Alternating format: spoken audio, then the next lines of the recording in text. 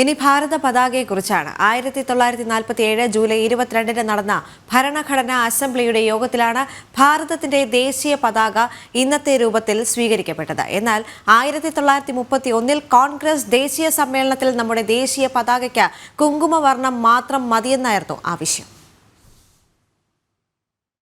രാജ്യത്തിന്റെ പരമാധികാരത്തിന്റെയും ചരിത്രത്തിന്റെയും സംസ്കാരത്തിന്റെയും പ്രതീകമാണ് നമ്മുടെ ദേശീയ പതാക. ഒന്നാം സ്വാതന്ത്ര്യ സമരം പൊട്ടിപ്പുറപ്പെട്ട 1857 ചെങ്കോട്ടയിൽ ആദ്യമായി പതാക ഉയരുന്നത്.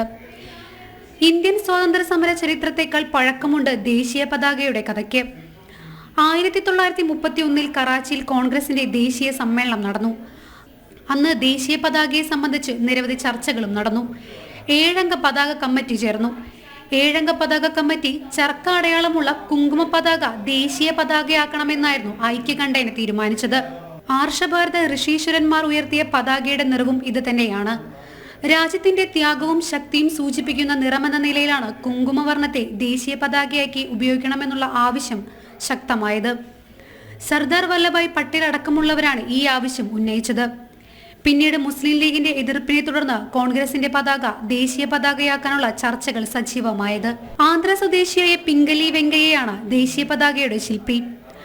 തുല്യാനുപാതത്തിൽ മുകളിൽ കടുംനിറത്തിലുള്ള കുങ്കുമം, നടുവിൽ വെള്ള, താഴെ കടും പച്ച എന്നിങ്ങനെ നിറങ്ങളുള്ള തിരശ്ചീനമായ ത്രിവർണ്ണമാണ് ഭാരതത്തിന്റെ ദേശീയ പതാക. നീളത്തിന്റെ 2/3 വീതി. ദേശീയ പതാകയിലെ ഏറ്റവും ഉയർന്ന ഭാഗം കാവി നിറത്തിലുള്ളതാണ്. ഇത് രാജ്യത്തിന്റെ ശക്തിയും ധൈര്യവും സൂചിപ്പിക്കുന്നു.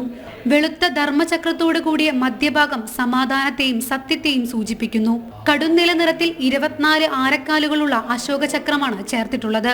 പച്ച നിറത്തിലുള്ള താഴത്തെ ഭാഗം ഭൂമിയുടെ പച്ചപ്പിനെയും വളർച്ചയെയും ഐശ്വര്യത്തെയും കാണിക്കുന്നു. ഭരണഘടനാ നിർമ്മാണ സമിതിയുടെ അംഗീകാരത്തോടെ 1947 ജൂലൈ 22 ത്രിവർണ്ണ പതാക നിലവിൽ വരുന്നത്. ഭരണഘടനാ സമിതിയുടെ പ്രത്യേക സമ്മേളനമാണ് ഭാരതത്തിന്റെ ദേശീയ പതാക ഇന്നത്തെ രൂപത്തിൽ അംഗീകരിച്ചത്. 1947 ഓഗസ്റ്റ് 15 മുതൽ 1950 ജനുവരി 26 വരെയും അതിനുശേഷം സ്വതന്ത്ര ഭാരതത്തിന്റെ ദേശീയ പതാകയായും പിന്നീട് ത്രിവർണ്ണ പതാക മാറി.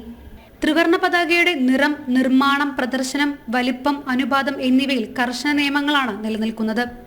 പതാകയുടെ കൈകാര്യത്തിൽ വരുന്ന വീഴ്ച, പിഴവോ തടവോ ലഭിക്കാവുന്ന ഗുരുതരമായ കുറ്റകൃത്യമാണ്. 2002 ഇന്ത്യൻ പതാക നിയമം എന്ന പേരിൽ പ്രത്യേക നിയമവും പ്രാബല്യത്തിൽ വരുത്തിയിട്ടുണ്ട്. ന്യൂസ് ഡെസ്ക്, ജനം.